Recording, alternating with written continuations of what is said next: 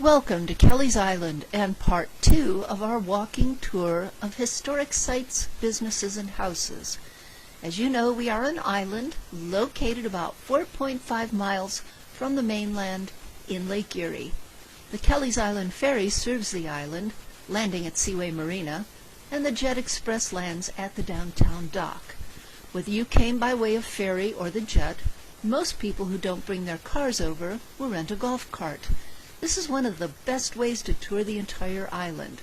But if you're just exploring our downtown area, this part of the tour gives you a history of the businesses and houses located downtown, and then takes you on a short and pleasant walk a little way down Division Street, ending at the History Museum of the Kelleys Island Historical Association. When viewing this slideshow, just hit the pause button to read about whichever location you're standing in front of. Please remember, though, while businesses welcome you, all those houses are private and not open to the public. We know it's tempting, but please do not bother the owners or trespass on their property. Our thanks to Leslie Karenko, island historian and author, for putting this tour together. We start our tour right downtown with the Island Market, site number 19. You may be surprised to know that the Island Market was once part of the store on the corner, also known as the Lodge. It dates back to the 1860s. Before the building was split apart, the rear section was used as a library, called the Reading Room, a boot and shoe shop, and later a butcher shop. Henry Trishman supplied his store with beef and hogs that he kept in a stockyard near Woodford and Monaghan Roads. He ran the shop until 1915. Frank and Laura Jean Pohorence took over the store in 1946, renaming it the Island Market. In 1983, Rob and Kim Watkins bought the business and continue to run it today. Step inside for a step back into the past. Next door is Elfer's store, site number 20. This was Fred Elfer's new store. The left side of the building was built in 1890 and the right side in 1893. Take a minute to look at the pressed tin ceiling and walls and the rolling ladder. Tucked inside the center wall on the left side is a connecting door. The store boasted many of the newest innovations, such as a freight elevator, ceiling fans, and a coffee roaster, all powered by an arc lighting system. It was the first electric light system in Erie County and the only one on the island. After Fred died in 1923, there were several short-term owners. When Frank Pohorence purchased the building, he used it for storage for the Island Market next door. Our next stop is just past the miniature golf course. It is site number 21, the Kelly family's first house. Datus Kelly built a log house on this site in the fall of 1836. That would be the left side of the building. The following spring, he built the frame part on the right side. That first winter, they had boards for a door and no furniture, except what they could borrow from the boarding house. Once the family home was built overlooking the lake, this house became the island's first store and a temporary school, mostly for the Kelly children. Note the unusual small window near the top left side where the two parts of the houses meet. This is the oldest house on the island. Across the street is site number 22, the general store. The store was built in 1885 on part of the Island House Hotel lot. Fred Elfers, the first manager, had moved his store closer to town. He offered a complete line of groceries, dry goods, and housewares on the first floor, and a meeting hall for the Maccabees on the second floor. Elfers added a small annex to the store's south wall, that would be the right side, and since he was the new postmaster, moved the post office from the lodge. 2 years later, he built a larger store across the street. William Berger took over this store for 30 years, converting the old post office annex to his undertaker's business. In 1915, the annex once again became the island's post office. At one time, there was a small restaurant in the building. Site number 23, that beautiful big stone building, is historic Kelleys Hall. It was built in 1861 by Datus and Sarah Kelly as a gift to their little island community. It was dedicated on their 50th wedding anniversary in October. Be sure to read the dedication plaque on the right front of the building. They wrote, "The conditions of this gift and conveyance are that the said building shall be devoted to the purpose of disseminating useful knowledge in the shape of lectures, preaching, exhibitions, and for social enjoyment, and shall be an open platform for all respectable persons to promulgate their sentiment and convictions of truth, free and unmolested." For 18 years, a weekly winter gathering was held here, and sections of the handwritten Islander newspaper were read and debated. This building was the center of the community as people gathered to debate, hear the newspaper read, and for parties, dances, plays, church services, funerals, and weddings. Site number 24. Not actually a site, but take a minute to look down Division Street towards the lake. Look at the photo. This is what it looked like in the old days.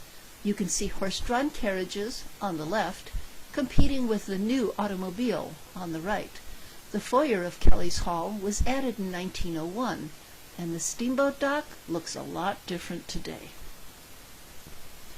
Just to the left of Kelleys Hall are our next two stops. Site number 25, the Island Jail.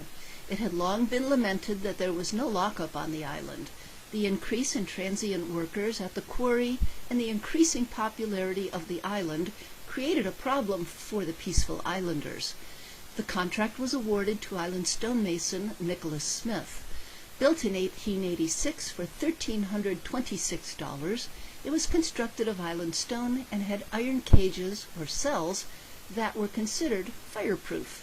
The jail cells were built by the Van Dorn Iron Works Company of Cleveland.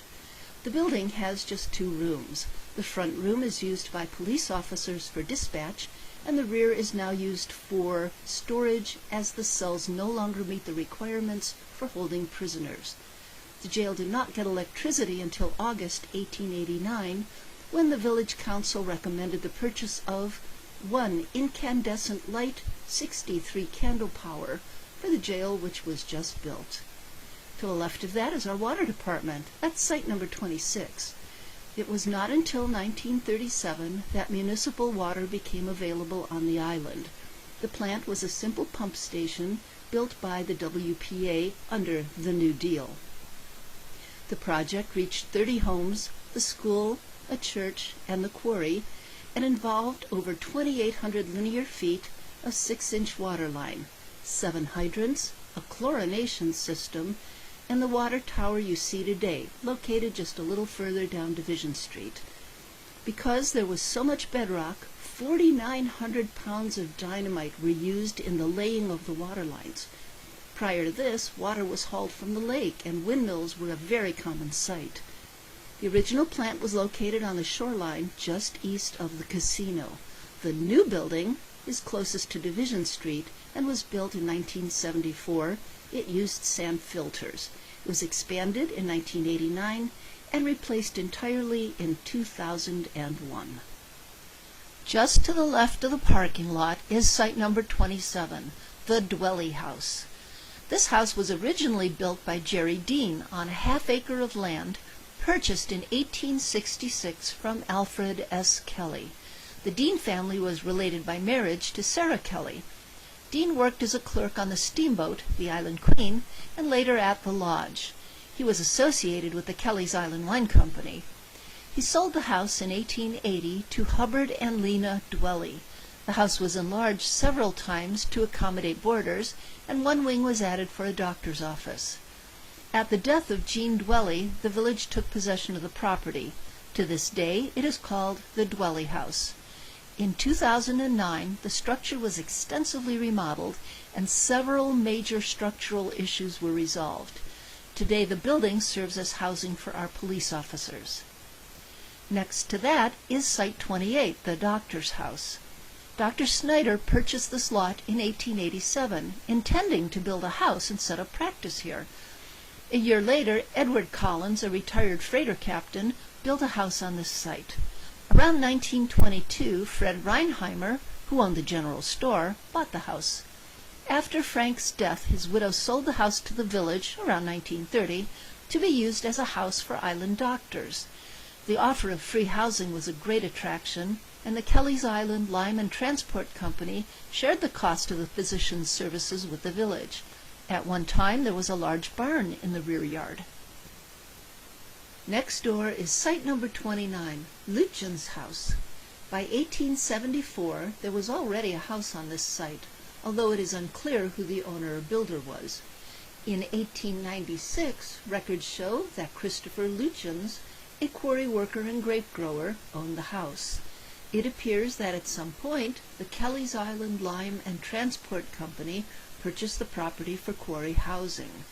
When the quarry closed, the company transferred ownership of almost all of their holdings to the Cleveland Museum of Natural History, which in turn sold the house to Alvis and Ada Vest in 1963.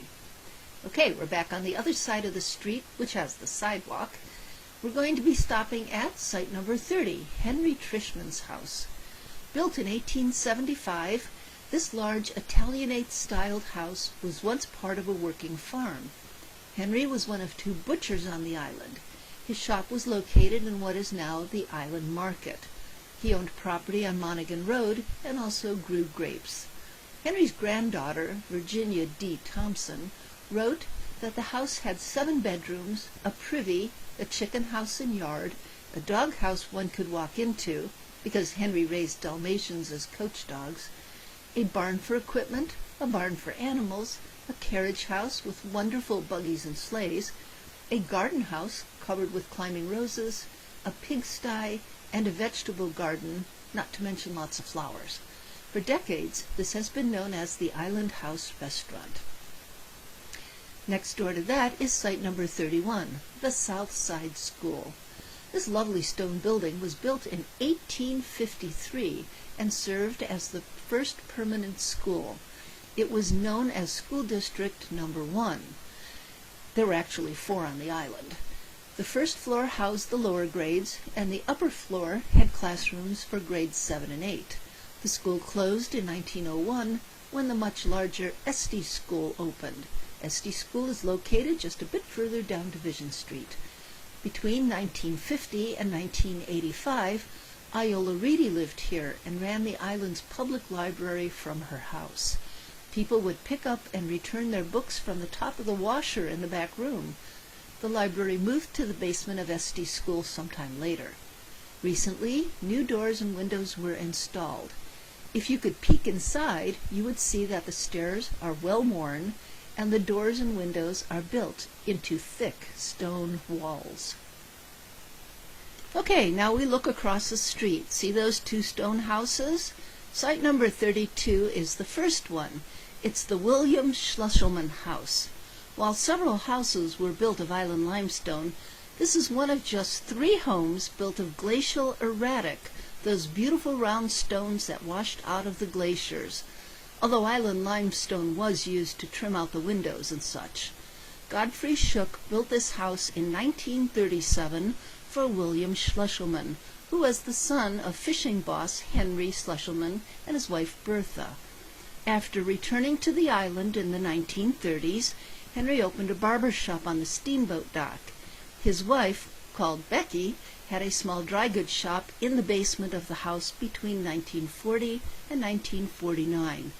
The Schlusselman men have a long history connected to the lake and were mail carriers for many years, manning the ironclad mailboat and carrying the mail to Sandusky during the winter. Next door to that is site number 33, Godfrey Shook's house. Godfrey Shook trained as a stonemason in Germany before arriving on the island in 1918. His work included outbuildings at Kelleys Mansion, the War Memorial in the downtown park, and 5 lovely island homes. His own home was built in 1936. Shook received his plot of land in return for building the Schlusselman house next door. Both houses were built entirely from local stone. There are just 3 houses on the island built with glacial erratics. During his 45-year career, Shook built 2 churches, one in Marblehead and one in Detroit, and constructed quite a few chimneys and fireplaces on the island. Okay, we're back on the west side of Division Street again to see site number 34, Dan McGettigan's house. This property was once part of George Kelleys' holdings. Dan was born on the island in 1851, and when he was old enough, he worked with his brothers as a fisherman. He remained a bachelor until 1898, when he married. In 1902, he bought this property, and he and his wife Sarah built this house. At one time, it had a large barn in the backyard. As you can see, it has been substantially remodeled on the outside. Next door to it is site number 35, John Hughes' house. This house was built around 1873 by William Moots, likely for one of his children. The lot was also part of George Kelleys' holdings. In 1905, John and Laura Hughes bought the house. John was already managing a bar called Hughes Buffet, which was located in George Shart's new island house at the Corners. The old one burned in 1877. When that building burned, John went to work in the quarry's cooper shop. His daughter, Mary Augusta, married Oscar McKillips, and they lived here with her father for many years. Next door is site number 36, a former quarry house. This house, built around 1900 at the height of the quarry expansion, once stood on the south side of Bookerman Road.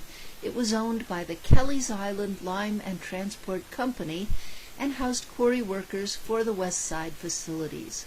When a fire burned a nearby store on Christmas Day in 1919, the owner, Frank Reinheimer, used this house, which was located nearby, as his temporary store. He carried a limited line of dry goods and staples. Surprisingly, the house was moved to its present location for Sam Myers around 1943. It was placed on the foundation of an older house that was once owned by Wilson and Sarah Dean Hamilton. Next door is site 37. This was a gas station. The surprising little house with its white picket fence and cottage look was once a gas station.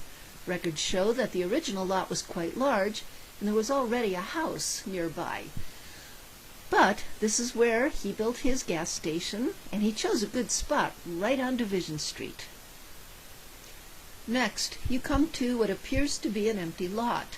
It is, but this was site number 38, the Congregational Church. This was once the site of the Union Evangelical Church, which in 1868 became the first Congregational Church. This church was dedicated in November 1877. It was called the Church That Was Built with the Needle and Thread.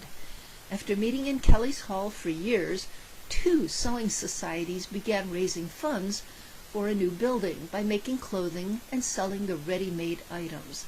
The lot was donated by Lucy F. Murray. This was the 4th of 5 church buildings dedicated on the island. The wood church was torn down in 1934. Next door to that is site number 39, Dr. Phan's house. Dr. George C. Phan was elected the first mayor of Kelleys Island after it became a village in 1887. This house was built by Dr. Phan in 1892. The doctor had a separate entrance, the door on the right, to his offices. He was the island's most prominent physician. He died in 1894 at the young age of 42, leaving the house to his second wife, Clara. It was rented out for several years. In 1914, Clara rented it to January Coucher, who built Coucher's Saloon on the steamboat dock. Coucher served 3 terms on council. In 1924, Joe Matzo bought the property, renting it to various doctors over the years. 1 year after purchasing the lodge, Russell and Beatrice Matzo moved into the house and raised their family. Right across the street is a very large church. That is site number 40, now the Zion Church. Built in 1893, this was the German Evangelical Church, although English services began in 1910. The congregation began meeting in a small house located just to the north on Division Street. The parsonage next door, to the right, was built in 1873. When the German Reformed and the Congregational churches discontinued services, this church adopted a more ecumenical stance and became known as the Community Brethren Church in Christ, and later joined the Methodist denomination. This church and St. Michael's further down Chapel Street are the only two active churches on the island. People often wonder about the spelling of Chapel Street. Chapel is the maiden name of Mehetabel Titus. While this section of road has the island's only two active churches on it, it was never intended to be called Chapel Street. Next door is site number 41, Little Beatty's Church. This small house was once the meeting place for the German Evangelical Church. The congregation began as informal gatherings in 1854, formalized under the direction of Louis Beatty and Theodore Suhr. The little church building was abandoned when the congregation moved to the much larger new church next door in 1893. The house was purchased by Clayton Hughes in 1927. Changes included adding a basement and furnace, extending the north wall, and adding a room on the east wall of the kitchen. Site number 42, Edward Bauman's house. Ed Bauman purchased this land from William and Ann Twidney and built his house in 1885. Unfortunately, Bauman died of tuberculosis soon after the house was completed. A short time later, a blacksmith shop was erected on the property. It was considered the village smithy and was operated by several different smiths. The most well-known was Herbert Prignitz. Various members of the Bauman family have lived here over the years.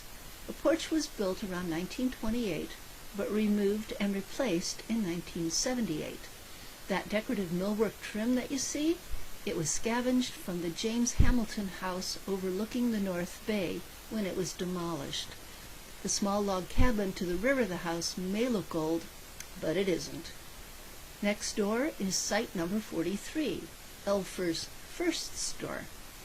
Frederick Elfers had this store built in 1876. He offered merchandise in competition with the lodge downtown. Free smokers to attract customers, and supposedly when the lodge got too cold for comfort, the men got their cigars and tobacco at the lodge, then went down to Elfer's store to smoke.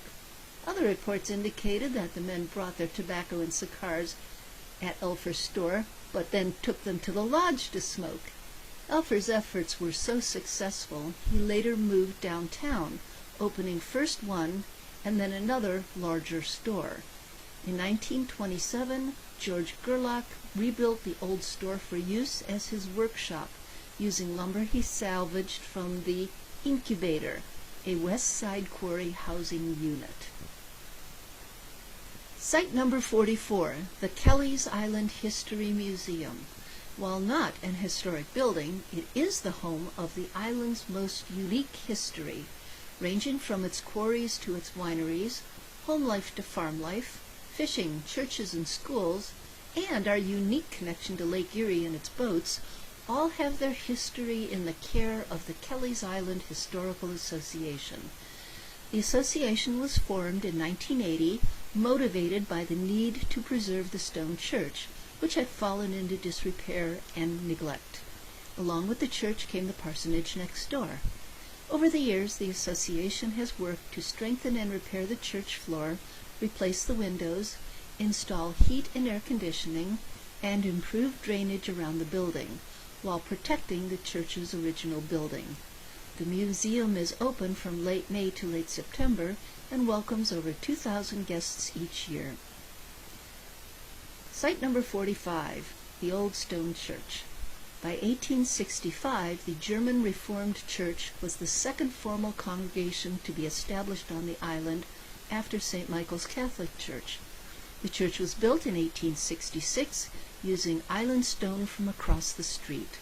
The last regular services were held in 1917, and one last service was held in 1942 for its founder, William Berger. The Ladies' Aid Society maintained the church until the mid-1950s. In 1977, the property was leased to the Kelleys Island Historical Association. and then formally deeded to them in 1981. Until the new museum opened in 2010, the small church served as both a museum and gift shop. The church is open during museum hours, so visitors can appreciate its simple beauty. Be sure to check out the stove in the middle of the room. It's the frost killer.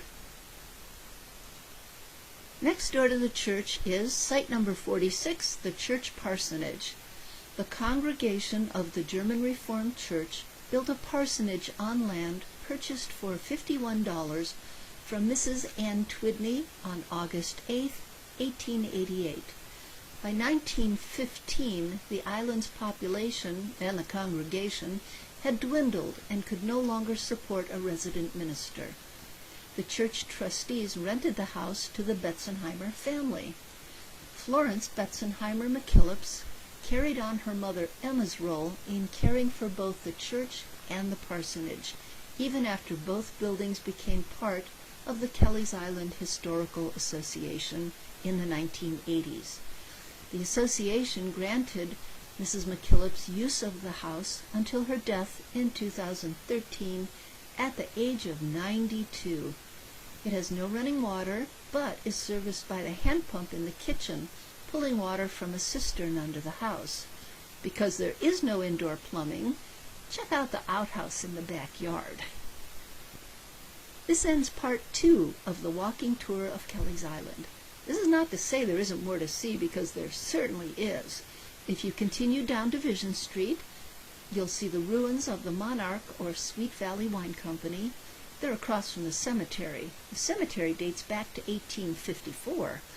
A bit further down is the state park and the spectacular glacial grooves. Just past that are some really great hiking trails in what was the North Side Quarry. If you want more information on the history of the island, we recommend visiting the Kelleys Island History Museum. Their website is www.kelleysislandhistorical.org, and on Facebook they are the Kelleys Island History Museum. 6 books about the extraordinary history of Kelleys Island, written by Leslie Karenko, island historian, can be found at her website, which is www.kelleysislandstory.com. We hope you've enjoyed part 2 of the walking tour, and we look forward to meeting you.